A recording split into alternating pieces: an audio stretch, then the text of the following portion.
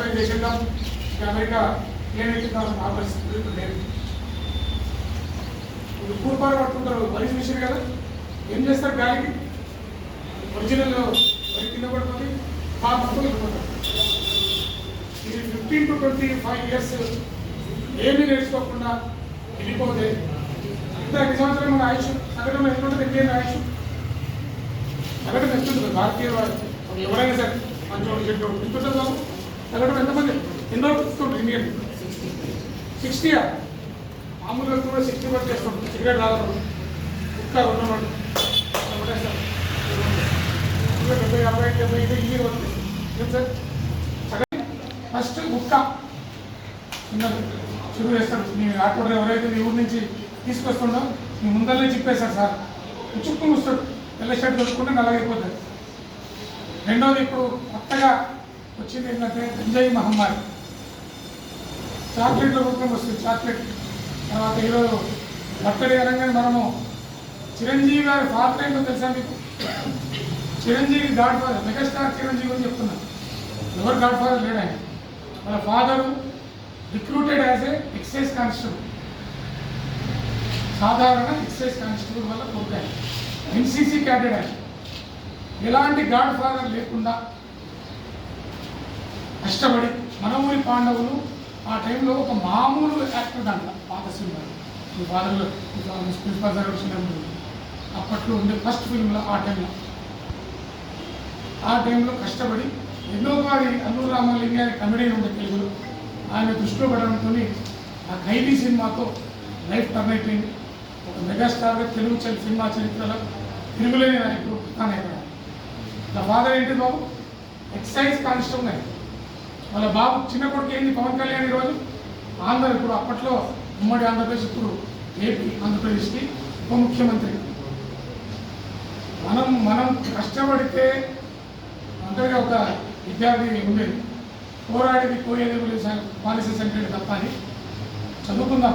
15 నుంచి 20 సంవత్సరాలు చదువుకుందాం అన్న కదా.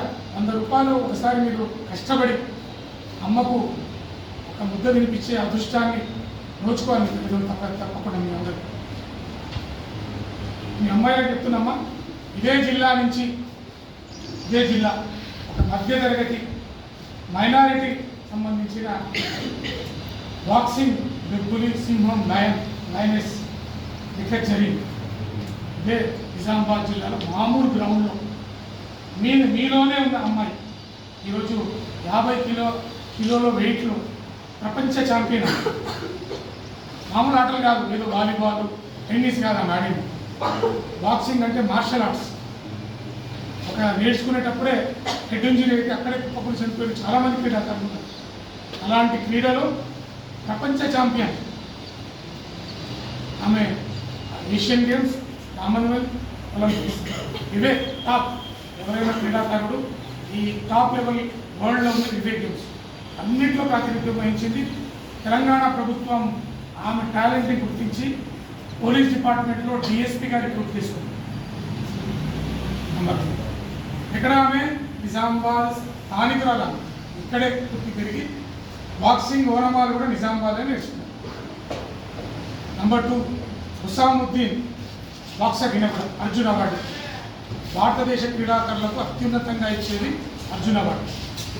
ఆయన బాక్సింగ్లో ప్రజెంట్ ఇండియన్ ఆర్మీలో పనిచేస్తున్నాయి, భారతీయ సైనిక దళాలు. 3వ పేరు బీసీ అమ్మాయి, ఎండల సౌందర్య ఆడపిల్ల. బీసీ అమ్మాయి ఇక్కడే నిజామాబాద్లో ఓనమాలు తెచ్చుకొని భారతదేశానికి హాకీ తరఫున ప్రాతినిధ్యం వహించి ఇప్పుడు ప్రజెంట్ ఆమె ఇండియన్ రైల్వేస్ హైదరాబాద్ సికింద్రాబాద్లో రైల్వేస్లో పనిచేసుకుంటూ చేసుకుంటారు. 4వ అమ్మాయి సౌమ్య. ఫుట్బాల్ కూడా క్రీడ కూడా చాలా టఫెస్ట్ గేమ్ వరల్డ్లో. బాక్సింగ్, ఫుట్బాలే. క్రికెట్ ఎవరికి అంత క్రేజీ గేమ్ కాదు ప్రపంచంలో. మనం చూస్తాం ఇంగ్లాండ్ తర్వాత మనమంతా బానిస సంఖ్యలలో ఉన్నాం కదా, ఎరువులకు బానిసలకు చాలా సంవత్సరాలు ఉన్నాం కాబట్టి మనం కూడా వాళ్ళు అన్నీ నేర్చుపించిపోయారు. మనం బయటపోయినప్పుడు అన్నీ ఇప్పుడు ఏ గుణాలు ఉన్నాయి మనకి, ఇంకా కులాలు మతాలు పిచ్చి పెట్టిపోయారు. మనకు అయ్యే గుణాడుకుంటున్నాం కానీ మనకి ఏంది, మనకు అందరం ఏం అడుగుతాం? ఫస్ట్ ఆయన సర్పంచ్ ఏం చేసాడు, ఎమ్మెల్యే ఏం చేసాడు, ఫండమెంటల్ రైట్స్ అవే కావాలి కదా మనందరికీ. అదేనా? ప్రాథమిక హక్కులు. విధుల గురించి ఎవరు మాట్లాడారు? ఫండమెంటల్ డ్యూటీస్ గురించి విన్నారా బాబు ఎప్పుడన్నా? డ్యూటీ సమాజం పట్ల మనకి ఏమేమి బాధ్యతలు ఉన్నాయి? ఒక సిగరెట్ దాకా పడేస్తే అయిపోతుందా? గుట్కా తాగి ఆ రోడ్డు మీద క్లాస్ రూమ్లో వచ్చేస్తే బాగుంటుందా? విధుల గురించి ఎవరో మాట్లాడరు. రైట్స్ గురించి మాట్లాడరు, చాలా పెద్దగా మాట్లాడతారు. వాడు ఏం చేసిండ్రో వీడేది, వాడుకున్న పరిధిలో వాడు చేస్తారు. యువత మీరు ఈ లైఫ్ అనేది ఈ కంట్రీకి ఈరోజు ఇక్కడ ఉన్న చదువు ప్రపంచ ఆదర్శమైన మంది చదువుకునే చదువు. ఈ గురువులు వాళ్ళందరికీ మా డిపార్ట్మెంట్ తరఫున హృదయపూర్వక కృతజ్ఞతలు. వాళ్ళు తలుచుకుంటే ఒక బైక్స్ పెట్టుకున్నా దీనికి 4 రెట్లు ఎక్కువ సంపాదించుకోవచ్చు. వాస్తవం సార్. మిమ్మల్ని చూడాలి, ఇక్కడ ఏమీ కావద్దు. మిమ్మల్ని చూడాలంటే మీ క్యాలిబర్ని, మీ టాలెంట్ని సానబెట్టాలి. క్లాసెస్ చక్కగా జరగాలి. అందరికీ శుభ సాయంత్రం. Good evening to all. నేను సయ్యద్ మస్తాన్ అలీ, ఏసీపీ ట్రాఫిక్ నిజామాబాద్. నేను ఇక్కడ అవేర్నెస్లో భాగంగా ట్రాఫిక్ మరియు ఎట్లా స్టూడెంట్స్ ఉంటే వీళ్ళు బంగారు భవిష్యత్తు ఉన్నది కాబట్టి వీళ్ళందరికీ వీళ్ళను డ్రగ్స్ గురించి, గంజాయి గురించి, తర్వాత ట్రాఫిక్ అవేర్నెస్ గురించి, తర్వాత కల్తీ కళ్ళు మహమ్మారి, ఎవరైతే వ్యవసాయదారులు కానీ వేరే సోదరులు ఎవరైతే కల్తీ కళ్ళు తాగి మరణాలకు గురి కావడం, అనారోగ్యానికి గురి కావడంతో ఇలాంటి విషయాలు. తర్వాత మనకు చంద్రాయన్పల్లి నుంచి సోన్ బ్రిడ్జి వరకు నేషనల్ హైవే 44 ఉన్నది. దాంట్లో భాగంగా యాక్సిడెంట్లు గురి కావడము, అపోజిట్ డైరెక్షను, మైనర్ డ్రైవింగ్, ముఖ్యంగా 18 సంవత్సరాల నిండని యువకులు ఎవరైతే ఉన్నారో బంగారు భవిష్యత్తు లాంటి పిల్లలు ఏ బండి నడపాలి, ఏ బండి నడపొద్దు, తర్వాత ఒకవేళ నడిపితే ఎలాంటి శిక్షలు ఉంటాయి, దానికి ఆ బండి నడిపినందుకు మరి యజమానికి ఎలాంటి శిక్షలు ఉంటాయి అది చెప్పినాము. హెల్మెట్ డ్రైవ్ గురించి ముఖ్యంగా ఇప్పుడు మరణాలు, 2 వీలర్స్ ఏదైతే మరణాలు జరుగుతున్నాయో దాంట్లో 100 మరణాలు 90 మరణాలు వితౌట్ హెల్మెట్ లేకుండా ప్రమాదం జరగడం, దట్టు హెడ్ ఇంజరీ వల్ల ప్రమాదాలు చనిపోవడం జరుగుతుంది. రీసెంట్ కేసెస్ కూడా మాకు అలానే ఉన్నాయి. కాబట్టి దాని గురించి కూడా హెల్మెట్ ప్రాధాన్యత. ఆ ప్రాణ నష్టం జరిగితే కుటుంబాలు ఎలా విచ్ఛిన్నమవుతాయి, తర్వాత హెల్మెట్ ఎలాంటిది కొనాలి, హెల్మెట్ కొంటే దాన్ని ఎలా స్ట్రిప్, దాని బెల్ట్ ఎలా దొరకాలి అనే కోణంలో కూడా విద్యార్థులు, ఎందుకంటే వీళ్ళు విద్యార్థులు రేపు ఇంటర్మీడియట్ అయిన తర్వాత మేజర్ అవుతారు, లైసెన్స్ ఎలా తీసుకోవాలి, దాని ఎలిజిబిలిటీస్ ఏముంటాయి అని అవగాహన చెప్పిస్తున్నాము. ప్రజెంట్ అయితే వీళ్ళు మైనర్లు కాబట్టి 2 వీలర్ల జోలికి పోకుండా అతివేగము, ఫిల్మ్స్, సినిమాలు చూసి ఫీడ్స్ చేయకుండా వీళ్ళు జాగ్రత్తగా తన కుటుంబాలను, తన ప్రాణాలను కాపాడుకొని ఆ కుటుంబం విచ్ఛిన్నం కాకుండా, ముఖ్యంగా వీళ్ళు భవిష్యత్తు ఎంతో ఆశతో వీళ్ళను కాలేజీ పంపిస్తారు తల్లిదండ్రులు. మధ్యతరగతి, దిగువ తరగతి వాళ్ళు కడుపు కట్టుకొని ఆ పిల్లల్ని చదివించడానికి ఎంతో ఆశతో, ఊహలతో వీళ్ళు భవిష్యత్తులో మాకు రేపు తన కాలం మీద నిలబడి కుటుంబాన్ని కాపాడతారు, చెల్లెళ్ళ పెళ్లిళ్ళు చేస్తారు, ఇల్లు నిర్మిస్తారు అనే ఎంతో కళలు ఉంటాయి. బంగారు కళలు ప్రతి ఒక్కరికి ఉంటాయి. అలాంటి ఆశలతో పంపించే మీరు ఈ చిన్న అతివేగంతో కానీ మైనర్ డ్రైవింగ్ నడిపి ప్రమాదాలకు గురి కావద్దని వేడుకున్నాము, చెప్పినాం. ఆ కల్తీ గురించి కూడా, కల్తీ కళ్ళు గురించి, గంజాయి గురించి ముఖ్యంగా ఈ పిల్లలు ఇవాళ మేము చూస్తున్నాము. చాక్లెట్ల రూపంలో, ఈ సిగరెట్ల రూపంలో గంజాయి రవాణా అవుతుంది. అది దేశ భవిష్యత్తు యువతను పెడదవి పట్టియాలంటే ఈ లక్షణాలు, ఈ గంజాయి సరఫరా కానీ, డ్రగ్స్ కానీ ఇలాంటి పిల్లలకు అలవాటు చేస్తే యువత పెడదవి వస్తే ఆర్థిక, తర్వాత సామాజిక పురోభివృద్ధి మన ఇండియా యొక్క వీళ్ళు విచ్ఛిన్నమవుతుంది. కాబట్టి పిల్లలకు దాని గురించి కూడా ఎడ్యుకేట్ చేసినాము.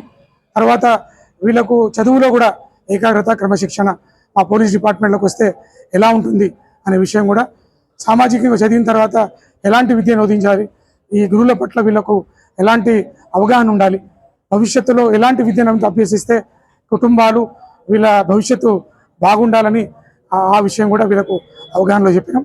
ఈ విషయాలన్నీ మీ ద్వారా, ముఖ్యంగా ఇప్పుడు మేము ట్రాఫిక్ పరంగా చూస్తే మైనర్ డ్రైవింగ్ ఒకటి, రెండవది ఈ మధ్యలో మేము ఆటో సోదరులందరికీ ఆర్మూర్లో కోరుకుంటున్నాము. మా నిజామాబాద్లో 3 రోజుల క్రితము ఉదయమే 8:30కు ఒక ఆటో డ్రైవర్ని డ్రంక్ అండ్ డ్రైవ్ చెక్ చేస్తే 190 రీడింగ్ వచ్చింది. రెండవది అదే రోజు 1 గంట తర్వాత మళ్ళీ ఆటో డ్రైవర్ చెక్ చేస్తే 140. అంటే దాదాపుగా వీళ్ళు హాఫ్ బాటిల్ కన్నా ఎక్కువ మందు సేవించి ఆటోలు నడపడము, స్కూల్స్కి తీసుకుపోవడము, ఫ్యామిలీస్ని తీసుకోవడంతో తాను ప్రమాదానికి గురైన ఆ కుటుంబం విచ్ఛిన్నమవుతుంది.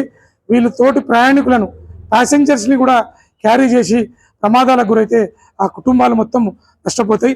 నంబర్ 1 మేమందరికీ హంబుల్గా రిక్వెస్ట్ చేసేది ఏంటంటే, మీరు ఆటో నడిపేటప్పుడే బండి యొక్క కండిషన్, బ్రేక్, మీకు డాక్యుమెంట్ పరంగా మీ దగ్గర డ్రైవింగ్ లైసెన్స్ ఉందా, ఫిట్నెస్ ఉందా, బండికి ఆర్సీ ఉందా, బండికి ఇన్సూరెన్స్ రెన్యువల్ అయిందా కాలేదా, మనకు కానీ ప్రయాణికులకు కానీ ఇబ్బంది ఒకవేళ ఈ ప్రమాదం జరిగితే తనకు కానీ ప్యాసింజర్లకు కానీ ఎలాంటి ఇన్సూరెన్స్ క్లెయిమ్ అర్హత ఇవ్వడానికి అవకాశం ఉందనేది ఆలోచించండి. ఇది ఆటో డ్రైవర్లు, ముఖ్యంగా జీప్ డ్రైవర్లు కానీ, మీరు ఏదైనా హైర్ సర్వీసెస్ నడిపే ప్రతి ఒక్కరు కూడా, 2 వీలర్ ముఖ్యంగా ఎవరైతే 2 వీలర్ తీస్తున్నారో మీరు వెళ్ళేటప్పుడే మీ దగ్గర హెల్మెట్ ఉందా లేదా, బండి కండిషన్లో ఉందా లేదా, మీ డాక్యుమెంటు ఫోన్లో చూపించండి చాలు. హార్డ్ కాపీస్ ఎవరికి షో చేసే అవసరం లేదు. మీ దగ్గర డ్రైవింగ్ లైసెన్స్, ఆర్సీ, ఇన్సూరెన్స్ 3 డాక్యుమెంట్లు. ముఖ్యంగా హెల్మెట్ తొడగండి, దానికి బెల్ట్ తొడగండి. దీని ద్వారా మీరు మీ ప్రాణాన్ని, హెడ్ శిరస్త్రాణము ఎప్పుడైతే హెడ్ సేఫ్గా ఉంటుందో, ప్రాణం ఒకవేళ కాలికి చేతికి దెబ్బ తగిలితే కూడా ప్రాణాపాయము తక్కువ ఉండొచ్చు. హెడ్ ఇంజరీ జరిగితే మాత్రం ప్రాణాపాయం పోయే పరిస్థితి ఎక్కువ ఉంటుంది. కాబట్టి మీ ద్వారా అందరు ప్రజలకు, యువకులకు అందరికీ చేతులు జోడి నమస్కరించి మీకు వేడుకుంటున్నాం. మీరందరూ జాగ్రత్తలు తీసుకోండి. ఎందుకంటే భారతదేశంలో రోగాల కన్నా, యుద్ధాల కన్నా, ఇతర కారణాల కన్నా మృత్యువాత ఎవరైతే ఎక్కువ యాక్సిడెంట్స్నే జరుగుతున్నాయి. కాబట్టి మనమంతా మా సిపి గారు అయినటువంటి పి సాయి చైతన్య ఐపీఎస్ గారు దీని గురించి, ముఖ్యంగా తర్వాత కలెక్టర్ గారు ప్రతి నెల రోడ్ సేఫ్టీ మీటింగ్ జరుగుతున్నాయి. దాంట్లో కూడా ఎక్కడెక్కడ ప్రమాదాలు జరుగుతున్నాయి, దాంట్లో తీసుకోవాల్సిన జాగ్రత్తలు ఏంటివి, ఎలా నివారణ చర్యలు తీసుకోవాలనేది అందరు ఎస్ఐలకు, సిఐలకు, డిఎస్పీలందరికీ రోజువారీగా సమీక్ష చేయడము. ప్రమాదం జరిగితే నేను ప్రతి ఫ్యాటల్ రోడ్ యాక్సిడెంట్, ముఖ్యంగా రోడ్ మెకానిజం వల్ల జరిగిందా, లైటింగ్ లేక చెట్ల వల్ల ఒకవేళ అడ్డం వచ్చి జరిగిందా అనేది చాలా మైన్యూట్గా మా సిపి గారు ఆ ప్రమాదాల గురించి సమీక్ష చేస్తున్నారు. మేము కూడా ఈ నిజామాబాద్ని ట్రాఫిక్ లెస్, అంటే మీరందరూ ట్రాఫిక్ రూల్స్ని పాటించి ఈ రోడ్డు మీద ఫ్లెక్సీలు కానీ, బోర్డులు కానీ లేకుండా మీ పరిధిలో మీరు పెట్టుకోండి, మాకేం అభ్యంతరం లేదు. అవి పెట్టడం వల్ల స్కూల్ బస్సులు కానీ, అంబులెన్సులు కానీ పోవడానికి ఇబ్బంది కలగకుండా సహకరిస్తారని, తర్వాత ప్రమాద రహిత నిజామాబాద్ జిల్లాను ప్రయత్నం చేస్తున్నాం. మీ ద్వారా కానీ, విద్యార్థుల ద్వారా కానీ ప్రమాదాలు తగ్గాల, ప్రాణాలు పోవద్దు, కుటుంబాలు విచ్ఛిన్నాలు కావద్దని కోరుకుంటూ, మీరు మీ ద్వారా అందరికీ నమస్కరిస్తూ, ఇలాంటి విషయాలు మీ ద్వారా ప్రజలకు చేరుకుంటాయి కాబట్టి